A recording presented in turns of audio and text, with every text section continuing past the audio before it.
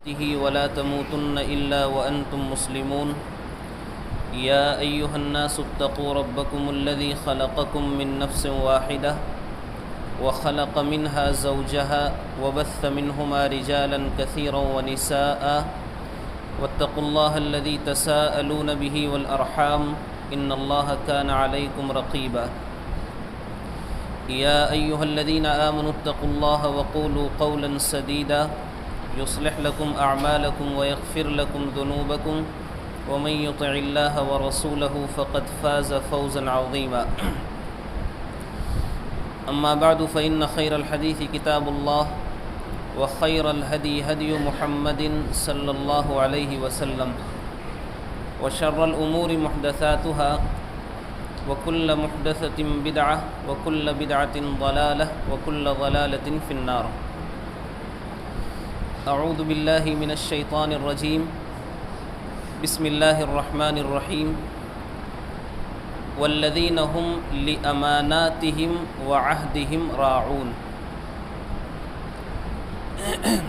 وقال تعالی فی مقام آخر ان اللہ یأمرکم ان تؤدوا الامانات الی اہلها۔ قابل احترام بزرگوں، نوجوان ساتھیوں، پردہ نشین اسلامی خواتین، اتنی بڑی یہ تعداد دیکھ کر مجھے اللہ کے رسول صلی اللہ علیہ وسلم کی ایک حدیث یاد آ رہی ہے۔ آپ نے ایک دعا دی ہے کہ نظر اللہ امرأ سمع مقالتی، کہ اللہ رب العالمین اس آدمی کو خوش رکھے جو میری بات سنتا ہے، میری حدیثوں کو سنتا ہے، فوعاہا، اور پھر اسے یاد کرتا ہے، واداہا کما سمعہا، اور اسی طرح اسے پہنچا دیتا ہے جس طرح وہ سنتا ہے۔ تو دعا کریں کہ اللہ رب العالمین ہمیں اللہ کے نبی علیہ الصلاۃ والسلام کی اس دعا کا مستحق بنائے، ورنہ آج دین سے بیزاری اور دین سے بے توجہی جس انداز میں بڑھ رہی ہے، اس دور میں اتنی بڑی تعداد کا شامل ہو جانا، یہ میں سمجھتا ہوں کہ کسی معجزے سے کم نہیں ہے۔ اور یہ معجزہ اس لیے کہہ رہا ہوں کہ ہم مختلف مقامات پر آئے دن گھومتے ہیں پھرتے ہیں، اور جب یہ اعلان ہوتا ہے کہ سنتوں کی ادائیگی کے بعد درس ہوگا تو بڑا ڈر لگتا ہے کہ 10 لوگ بیٹھیں گے کہ نہیں۔ یہ ایک حقیقت ہے اور سچائی ہے، یہ محض تعریفی کلمات نہیں ہے بلکہ ایک حقیقت آپ کے سامنے ذکر کر رہا ہوں۔ اللہ سے دعا کریں کہ رب العالمین ہماری اس حاضری کو قبول فرمائے اور ہمارے سننے سنانے کو ہم سب کی اصلاح کا ذریعہ بنائے۔ بھائیو، میں نے اس مجلس کے لیے جو موضوع چنا ہے وہ انتہائی اہم ترین موضوع ہے، اور وہ موضوع ہے امانت داری۔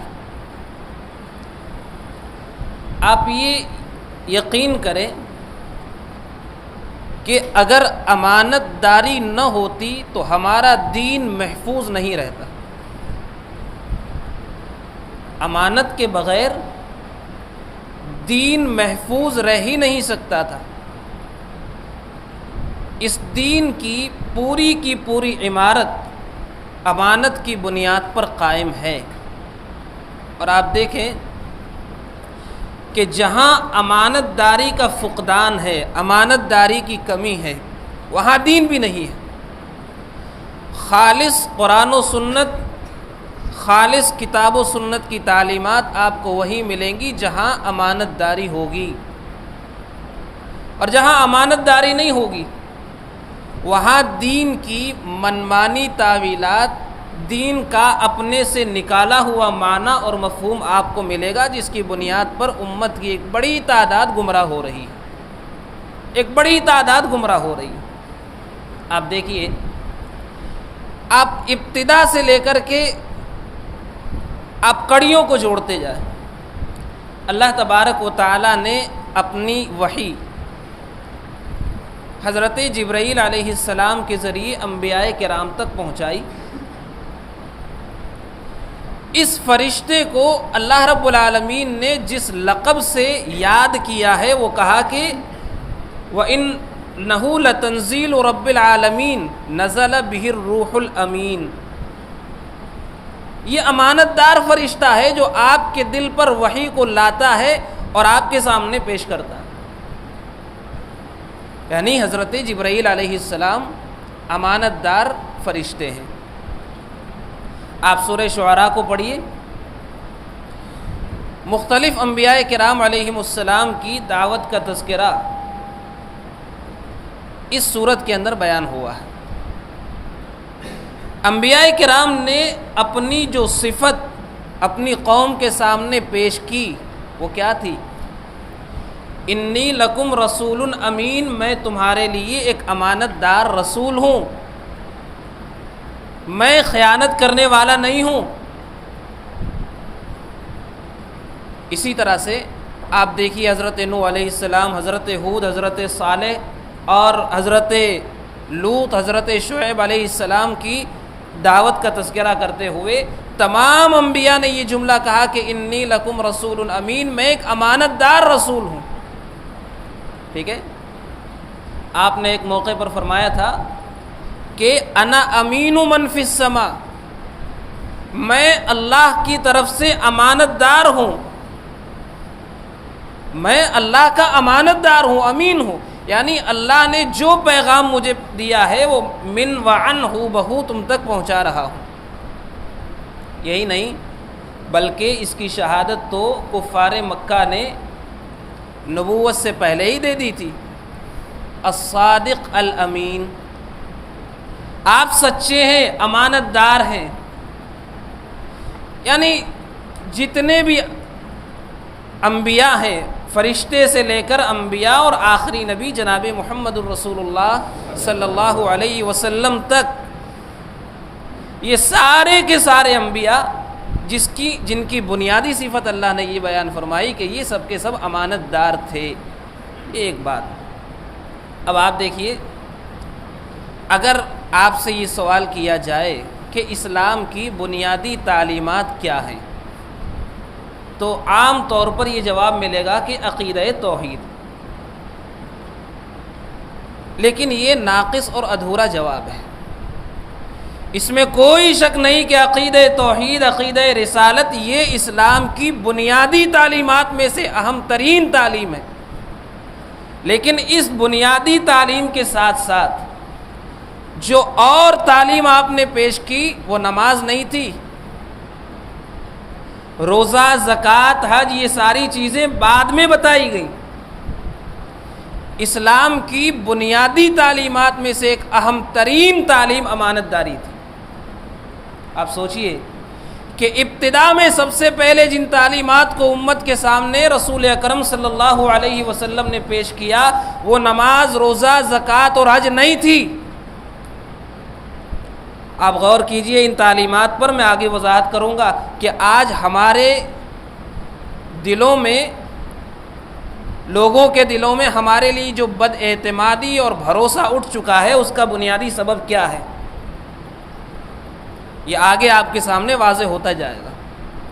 آج ایک آدمی بہت بڑا نمازی، بہت بڑا دینے والا، سخی داتا آپ کو ملے گا لیکن امانت دار نہیں ہوگا۔ آج انسان اپنے سگے بھائی کو چند روپے قرضہ دینے کے لیے تیار نہیں ہوتا، اس لیے کہ بھروسہ نہیں ملے گا کہ نہیں۔ آج کتنے لوگ پھنسے ہوں گے آپس میں، سبب کیا ہے؟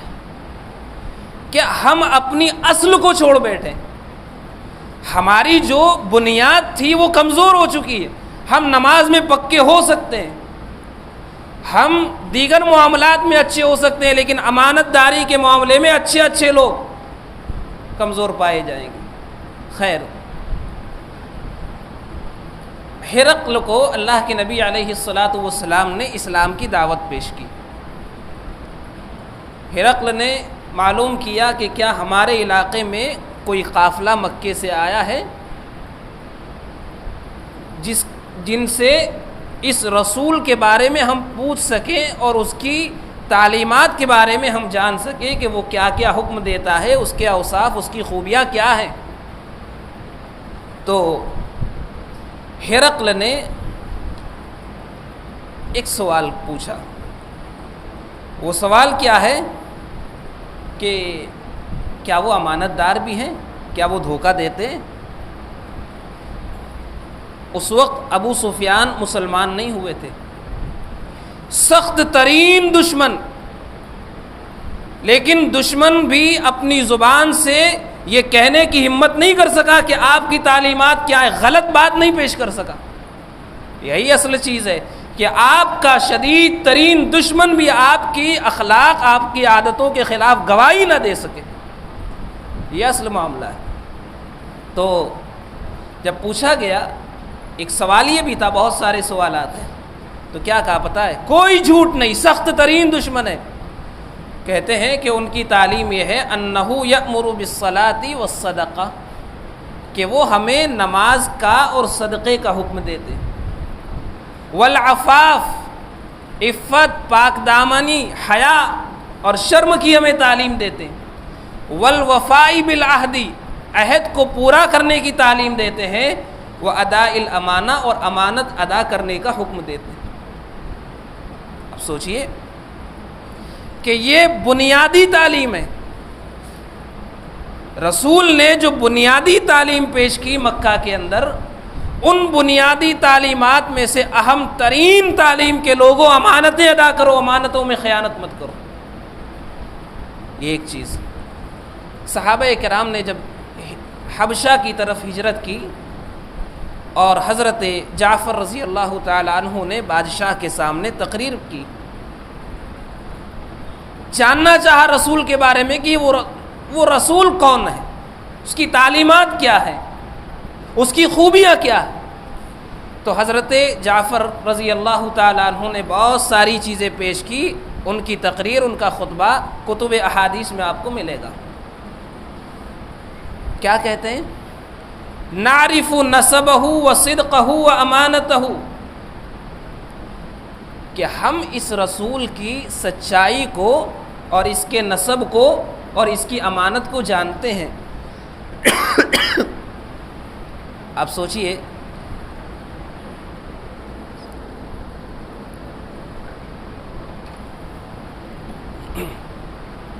کہتے ہیں کہ ہم اس رسول کی سچائی، اس کے نسب، اس کے خاندار اور اس کی امانت داری پر مکمل یقین رکھتے ہیں، ہمیں اعتماد ہے یہ جھوٹ نہیں بول سکتا، جو پیش کر رہا ہے وہ سچ ہے۔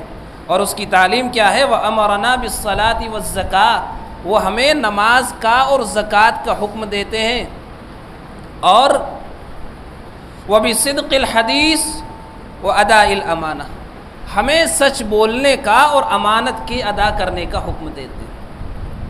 اب آپ سوچئے کہ رسول نے ابتدائی جو تعلیم دی، ان ابتدائی تعلیمات میں سے ایک اہم ترین تعلیم امانت داری کی تھی۔ اسی لیے امام مالک رحمۃ اللہ علیہ کو یہ کہنا پڑا تھا کہ من ابتدع فی الاسلام، کہ جو شخص اسلام میں کوئی بدعت جاری کرتا جو رسول نے نہیں کیا۔ آج ہمارے سماج کے اندر ہر مہینے کے نام پر جو بدعتیں رائج ہیں وہ سن لیں۔ امام مالک رحمۃ اللہ علیہ کے اس قول کو یاد کریں کہ جو شخص بھی اسلام میں کوئی نئی بدعت جاری کرتا ہے، یراہ حسنۃ، اچھا سمجھتے ہوئے، فقد زعم ان محمد صلی اللہ علیہ وسلم خان الرسالہ، وہ یہ گمان کرتا ہے کہ اللہ کے نبی صلی اللہ علیہ وسلم نے رسالت کے معاملے میں خیانت کی۔ قرآن یہ کہتا ہے کہ رسول نے دین پہنچا دیا، دین مکمل ہو گیا، اور قرآن کریم اس بات کی شہادت دیتا ہے الیوم اکملت لکم دینکم، آج میں نے دین مکمل کر دیا۔ اگر کوئی شخص دین میں نئی بدعت ایجاد کرتا ہے، اس کا معنی یہ ہے کہ وہ یہ الزام لگا رہا ہے، وہ سمجھ رہا ہے کہ رسول نے دین پہنچانے میں خیانت کی، کچھ چیزیں باقی رہ گئی تھی جس کی تکمیل ہم کر رہے ہیں۔ تو یہ پہلی بنیاد تھی جو مجھے سمجھانا تھی کہ دین کی عمارت امانت داری پر قائم ہے۔ اب آئیے آگے امانت کی اہمیت کے حوالے سے، یہ کتنی اہم ترین چیز ہے کہ حضرت انس رضی اللہ تعالیٰ عنہ کہتے ہیں، آپ غور کیجئے اس روایت پر، آج ان موضوعات پر ہمارے یہاں نہ گفتگو ہوتی ہے نہ زور دیا جاتا ہے، اللہ کے نبی علیہ الصلاۃ والسلام اس موضوع پر کتنا زیادہ زور دیتے تھے۔ حضرت انس رضی اللہ تعالیٰ عنہ کہتے ہیں کہ ما خطبنا النبی صلی اللہ علیہ وسلم الا قال لا ایمان لمن لا امانت له ولا دین لمن لا عہد له، کہ اللہ کے نبی صلی اللہ علیہ وسلم نے جب بھی ہمیں خطبہ دیا، آپ نے اپنے خطبے میں ہمیشہ ایک بات ضرور کہی کہ اس آدمی کے دین کا کوئی اعتبار نہیں جو امانت دار نہیں۔ ہر خطبے میں آپ یہ کہتے تھے، ما خطبنا النبی صلی اللہ علیہ وسلم الا قال، حدیث کے الفاظ پر غور کیجئے کہ آپ نے جب بھی ہمیں خطبہ دیا ایک بات آپ نے ضرور ارشاد فرمائی، لا ایمان لمن لا امانت له، کہ اس آدمی کے ایمان کا کوئی اعتبار نہیں جو امانت دار نہیں، زندگی بھر وہ سجدے کرتا رہے لیکن خیانتیں کیا ہوا، اس کا ایمان کامل نہیں۔ ولا دین لمن لا عہد له، جو وعدوں کو پورا نہ کرے اس کے دین کا کوئی اعتبار نہیں۔ ہر خطبے میں آپ نے یہ بات ارشاد فرمائی۔ اسی لیے حضرت عمر رضی اللہ تعالیٰ عنہ ایک بات کہا کرتے تھے، آج دیکھیے عام طور پر ہمارے سماج میں لوگ غلطی کیا کرتے ہیں، اس بات کو سمجھنے کی ضرورت ہے، اور اس بات کے نہ سمجھنے کی بنا پر جب دھوکہ کھاتے ہیں تو ایک آدمی کی وجہ سے پوری جماعت کو بدنامی کا شکار ہونا پڑتا ہے، ایک آدمی کی وجہ سے پورا خاندان بدنام ہوتا ہے، ایک آدمی کی وجہ سے پورا دین اور پورا اسلام نشانے پر آتا ہے۔ حضرت عمر رضی اللہ تعالیٰ عنہ کے اس قول کو یاد رکھیں، کہتے ہیں لا یغرنک صلاۃ رجل ولا صیامہ، کوئی شخص کسی آدمی کی نماز اور روزے سے دھوکہ نہ کھائے۔ آج ہوتا ہے نا، ایک آدمی نماز پڑھ رہا ہے، روزہ رکھ رہا ہے، مسجد میں آ رہا ہے، ہم سوچتے چلو اچھا آدمی ہے، اس کے ساتھ تجارت کر لیتے ہیں، اس کے ساتھ ہم کاروبار کر لیتے ہیں، کاروبار کرنے کے بعد پتہ چلتا ہے کہ کتنا نمازی تھا۔ جب آدمی دھوکہ کھاتا ہے نا تب اندازہ ہوتا ہے۔ حضرت عمر رضی اللہ تعالیٰ عنہ کے اس قول کو یاد رکھیں کہ کوئی آدمی کسی کی نماز اور روزے سے دھوکہ نہ کھائے۔ من شاء صام و صلی، جو چاہے روزہ رکھے، جو چاہے نماز پڑھے، لیکن یاد رکھو ولکن لا دین لمن لا امانت له، وہ آدمی دیندار ہو ہی نہیں سکتا جو امانت دار نہیں۔ ایک بات میں یہاں پر رک کر کے اور بتا دوں، رشتوں کے معاملے میں بھی ہم دھوکہ کھاتے ہیں۔ ایک لڑکا نماز کے لیے آتا ہے، ہم دیکھتے 5 وقت کی نماز پڑھتا ہے، اچھا لڑکا ہے، بیٹی دے دیتے ہیں، دینے کے بعد احساس ہوتا ہے کہ یہ ہے کتنا اچھا۔ یہ دھوکہ ہم کیوں کھاتے؟ اس لیے کہ ہم نے حدیث رسول کو صحیح سمجھا ہی نہیں ہے، صرف عبادت کو دیکھ کر دھوکہ کھا جاتے ہیں۔ حدیث پر غور کیجیے، اور رشتے ناتوں کے معاملے میں صرف کسی کی نماز کو دیکھ کر دھوکہ مت کھائیے۔ آپ نے کیا فرمایا؟ اذا اتاکم من ترضون دینہ وخلقہ فزوجوہ، کہ جب تمہارے پاس کوئی ایسا رشتہ آئے جس کے دین سے تم راضی ہو اور اس کے اخلاق کو تم پسند کرتے ہو۔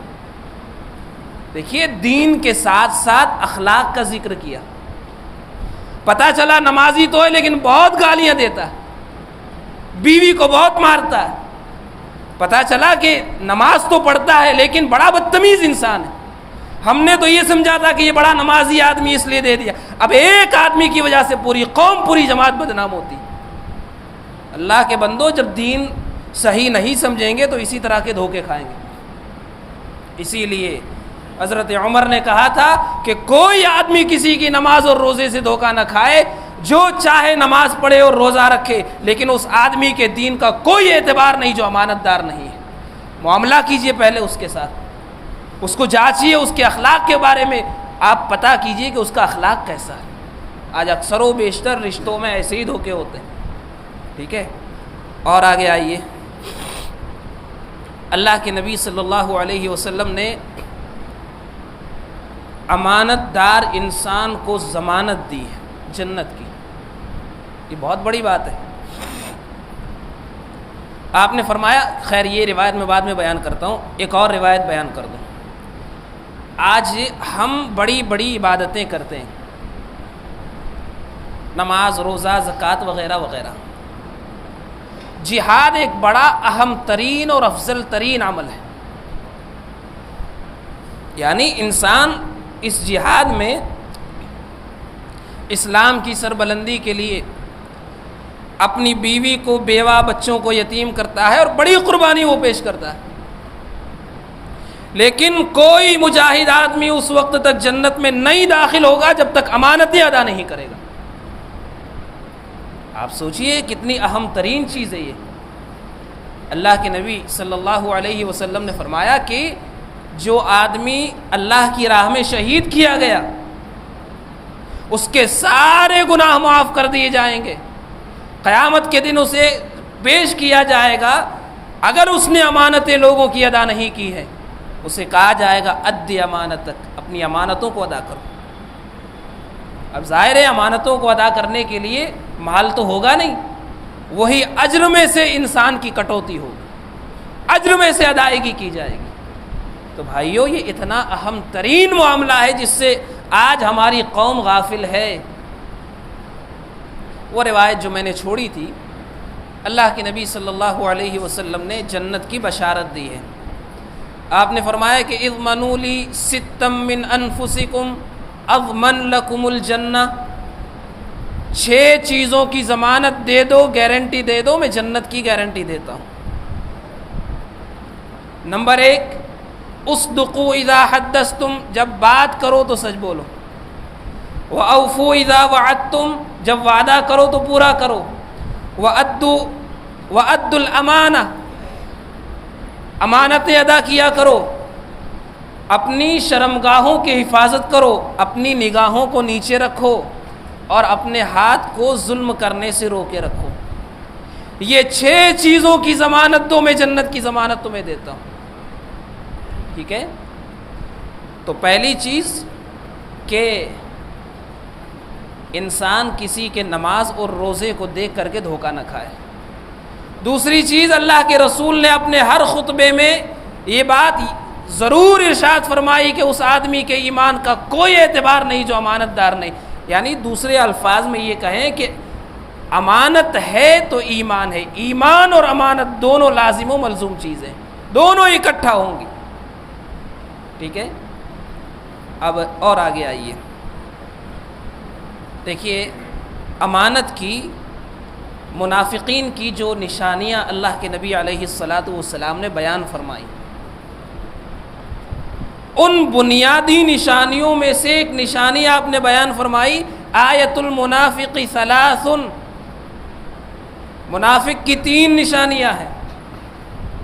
اذا حدث کذب، جب بولے تو جھوٹ بولے، جب وعدہ کرے تو خلاف ورزی کرے، اور جب امانت رکھی جائے تو خیانت کرے۔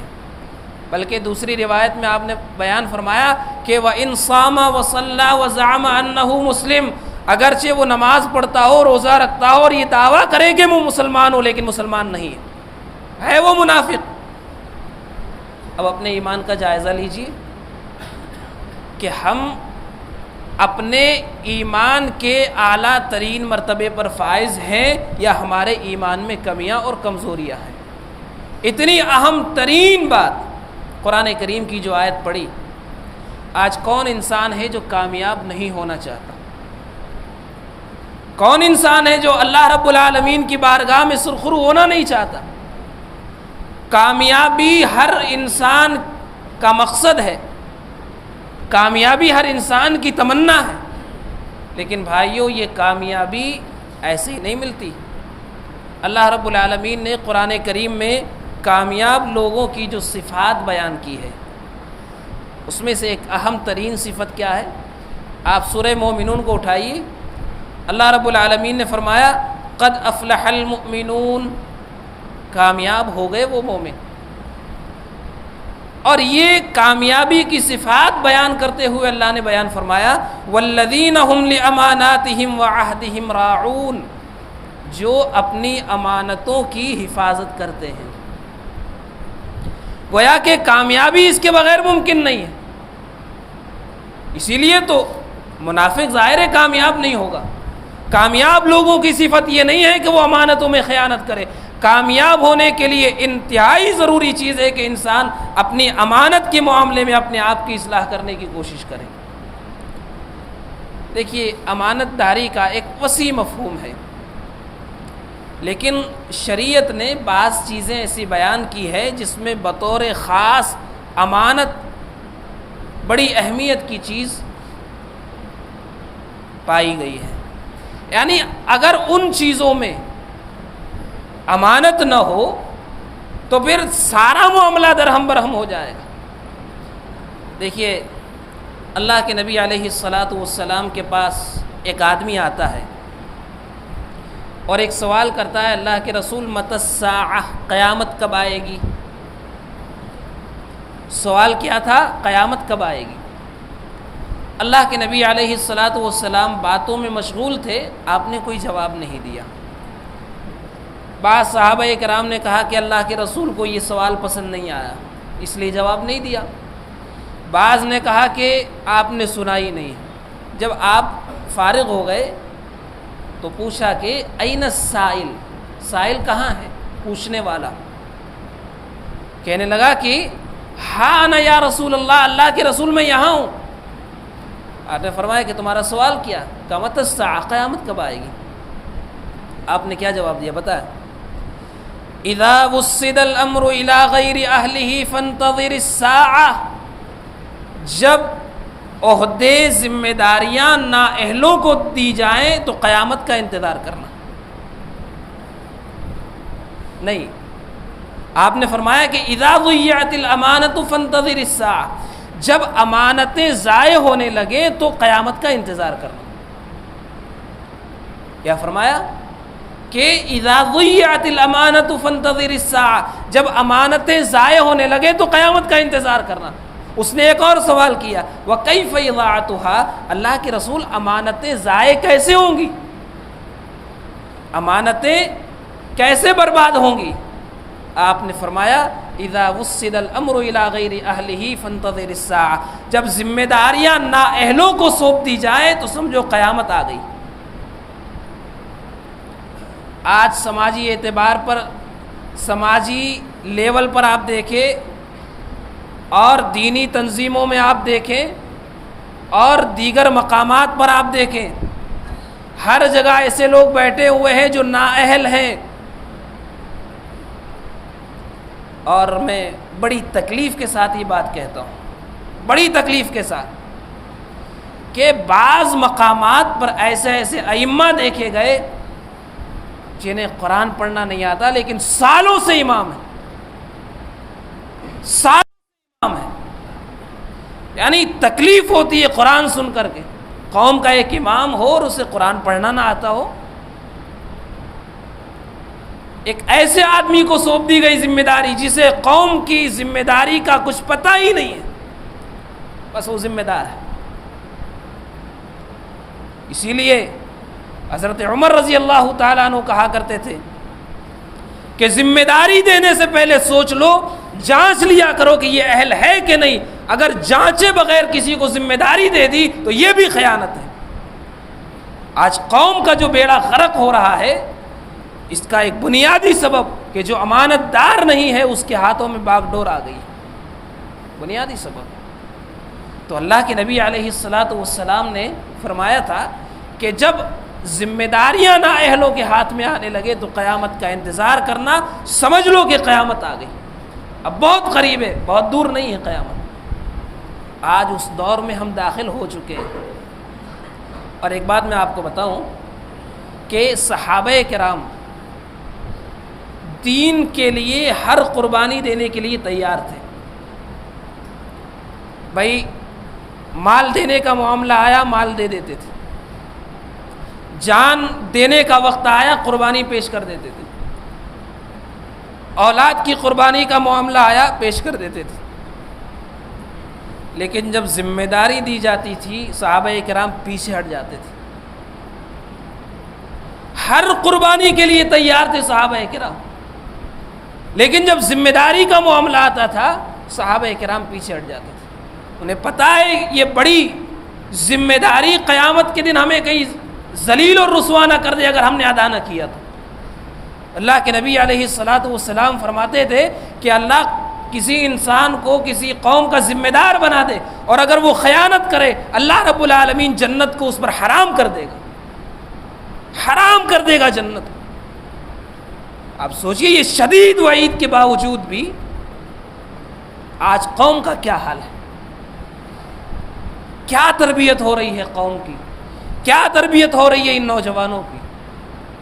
دنیا کی ہر زندہ قوم تربیت کرتی ہے اپنے نوجوانوں کی. ہمارے یہاں کوئی انتظام نہیں. میں یہاں کی بات نہیں کر رہا ہوں، ایک کامن بات کر رہا ہوں، ایک جنرل بات کر رہا ہوں. دنیا کی ہر زندہ قوم اپنے نوجوانوں کو تیار کرتی ہے اپنے مشن کو آگے بڑھانے کے لیے. ہم کیا تیار کر رہے ہیں؟ یہ انتہائی بدترین خیانت ہے جو آج ان نوجوانوں کے ساتھ ہو رہی ہے. ورنہ وہ واقعات ہم کو دیکھنے نہ پڑتے جن واقعات کو دیکھ کر کے ہماری نگاہیں شرم کے مارے جھک جاتی ہیں. خیر، حضرت ابو ذر رضی اللہ تعالیٰ عنہ اللہ کے نبی علیہ الصلاۃ والسلام سے ایک مرتبہ کہنے لگے اللہ کے رسول آپ مجھے کسی چیز کا ذمہ دار بنا دیں. آپ نے فرمایا کہ یا ابا ذر انک ضعیف، اے ابو ذر تم کمزور آدمی ہو، وانھا امانہ، یہ عہدے اور منصب یہ امانت ہیں، وانھا یوم القیامت خزی و ندامہ، اور قیامت کے دن یہ عہدے انسان کے لیے ذلت اور رسوائی کا سبب بنے گے. آج لگتا ہے نا بہت عزت کا مقام ہم سمجھتے ہیں ذمہ دار بن جانا، لیکن قیامت کے دن یہ عہدے اگر امانت داری کے ساتھ دنیا کے اندر کام نہیں کیا تو قیامت کے دن ذلیل اور رسوا کر دیں گے. تو یہ جو عہدے ہیں یہ امانت ہے. آدمی تجارت کرتا ہے، اگر تجارت کے معاملے میں انسان امانت داری سے کام لے، عیبدار چیزیں بتا دے، کسی کو دھوکہ نہ دے، جھوٹ نہ بولے، خیانت نہ کرے، بڑا فضیلت والا انسان ہے. اللہ کے نبی علیہ الصلاۃ والسلام فرماتے ہیں کہ التاجر الامین الصدوق،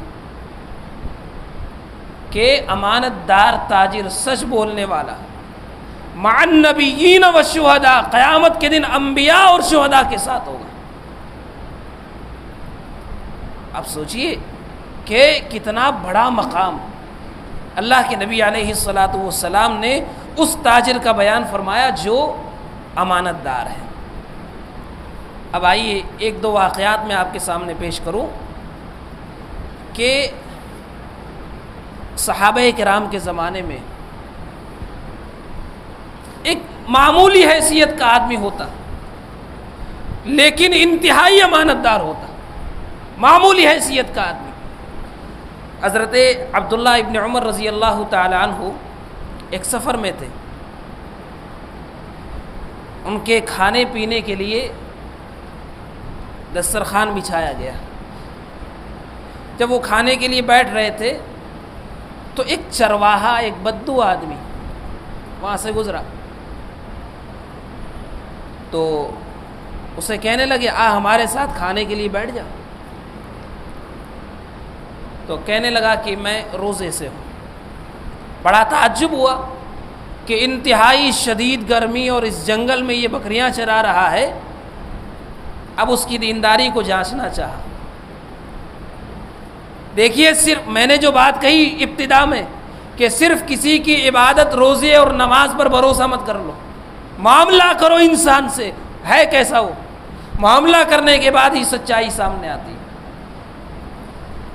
تو حضرت عبداللہ ابن عمر نے اس کے دین اور امانت داری کو جانچنا چاہا کہ ٹھیک ہے اتنے گرمی کے موسم میں جنگل کے اندر بکریاں چرا رہا ہے، شدید گرمی ہے، دھوپ ہے، روزہ رکھا ہوا ہے، آزمانا چاہا اس کو، کہا کہ ایک بکری ہمیں دے دو، ہم اس کا گوشت بنائیں گے ذبح کر کے اور تمہیں بھی کھلائیں گے۔ کہا نہیں، یہ میرے مالک کی ہے۔ کہا یہاں مالک کہاں؟ اگر مالک پوچھے ایک بکری کم دکھے تو بول دینا بھیڑیا کھا گیا۔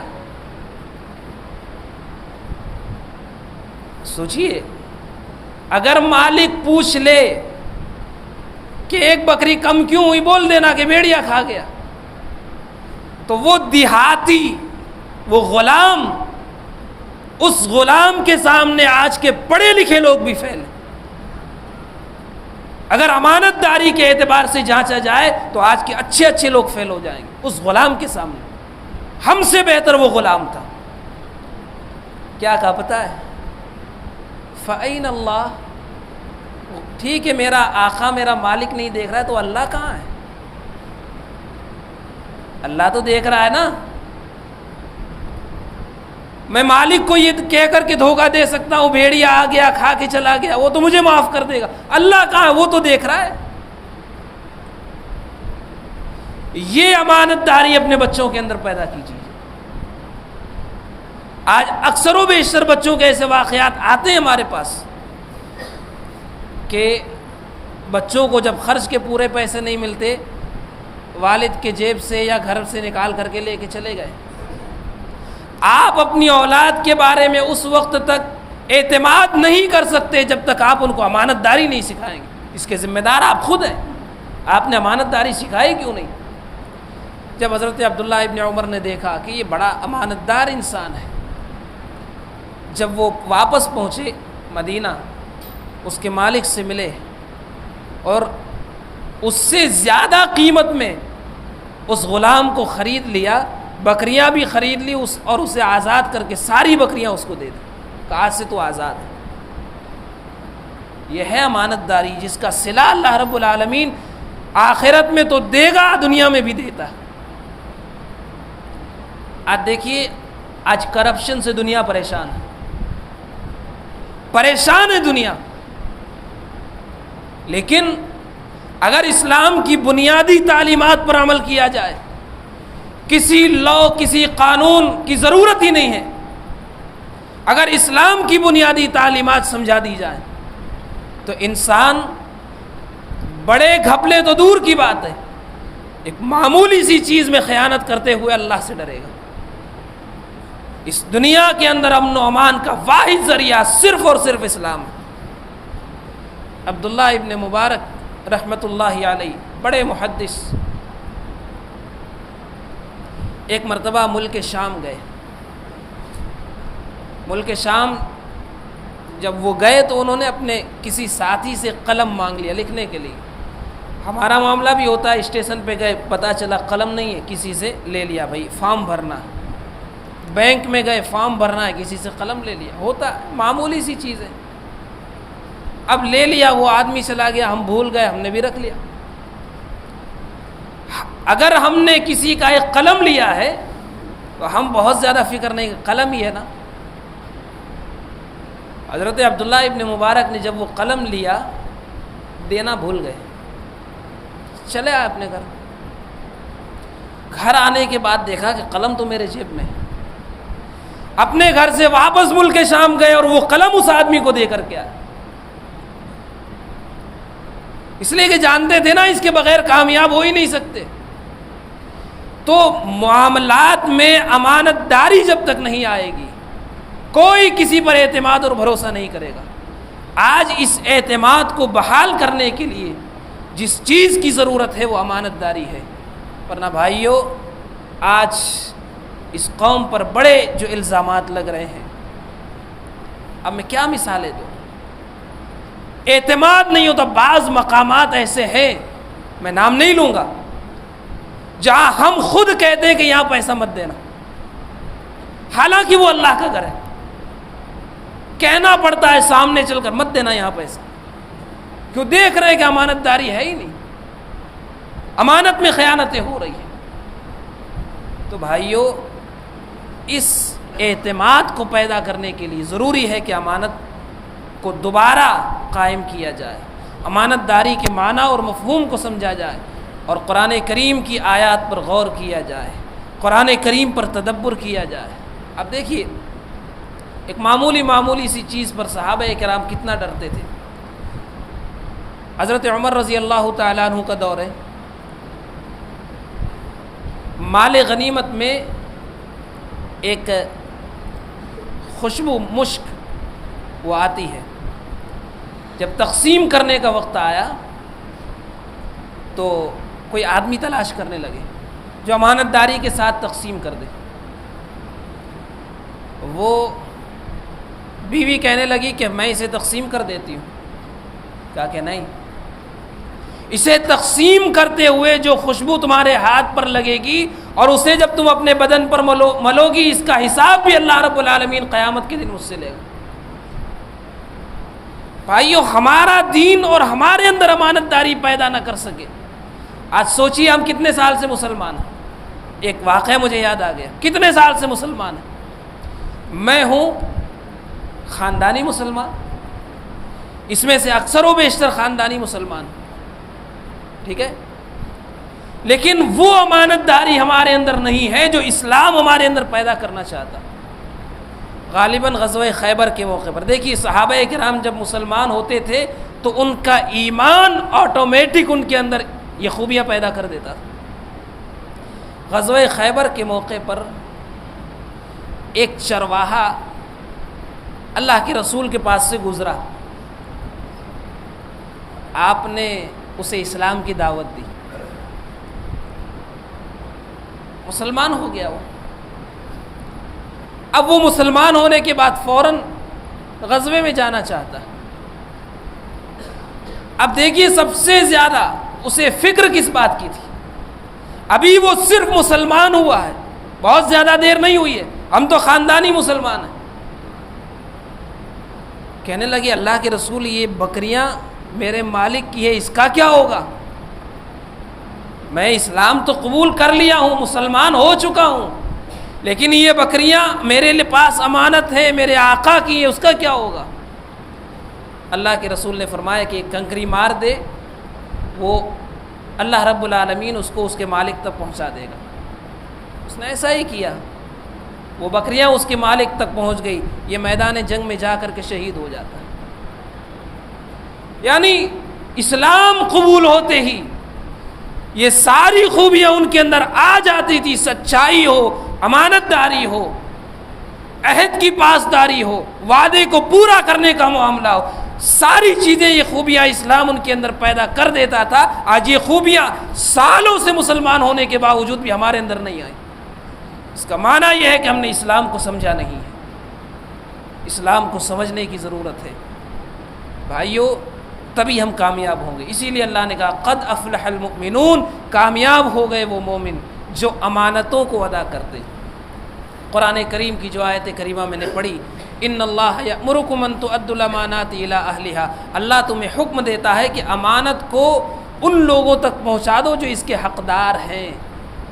لہٰذا ضرورت اس بات کی ہے کہ ہم اسلام کی بنیادی اور اخلاقی تعلیمات کو سمجھیں۔ دیکھیے